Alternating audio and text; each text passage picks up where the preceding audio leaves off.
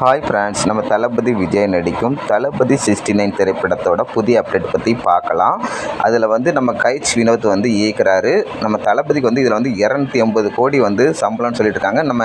நம்ம Kannada super star Shivarajkumar ஒரு முக்கிய கதாபாத்திரம் இந்த திரைப்படத்தில் நடிக்க உள்ளதாக ஒரு தகவல் ரீசெண்டாக வந்திருக்கு. அதே மாதிரி இந்த திரைப்படத்தில் நிறைய நடிகர் பட்டாளம் நடிச்சிருக்காங்க. நம்ம தளபதிக்கு ஜோடியாக பூஜா ஹெக்டே அவங்க நடிச்சிருக்காங்க. அதுக்கப்புறம் ஹிந்தி நடிகர் பாபி தியோல் அவர் நடிச்சிருக்காரு. அதுக்கப்புறம் நரேன், பிரியாமணி, மம்தா பேஜு, கௌதம் வாசுமேனன் அவங்க எல்லாருமே இந்த திரைப்படத்தில் நடிக்கிறாங்க. அதனாலே கண்டிப்பாக இந்த திரைப்படம் 1000 கோடி வசூல் பண்ணும் அப்படின்னு ரசிகர் எல்லாருமே ஆவலோடு எதிர்பார்த்துருக்காங்க. எப்போ இந்த திரைப்படம் ரிலீஸ் ஆகும்னு சொல்லி. அதுக்கப்புறம் நம்ம தளபதி விஜய் முழு நேர அரசியலுக்கு போகிறாரு. அதனாலே இந்த படத்துக்கு ரசிகர் எதிர்பார்ப்பு ரொம்பவுமே அதிகமாக இருக்குது. நம்ம இந்த திரைப்படத்தை தான் கடைசி படம், நம்ம தலைவரோட படம். அதனால் கண்டிப்பாக இந்த படத்தை 1000 கோடி வசூல் பண்ண வைக்கணும் அப்படின்னு ரசிகர் எல்லாருமே ஆவலோட காத்துட்ருக்காங்க. அதுக்கப்புறம் முழு நேர அரசியலுக்கு போகிறாரு. கண்டிப்பாக 2026 சிஎம் ஆகி தமிழ்நாட்டு மக்களுக்கு எல்லாமே நல்லது பண்ணுவார்னு நினைக்கிறேன். இதை பற்றி கமெண்ட் பண்ணுங்கள்.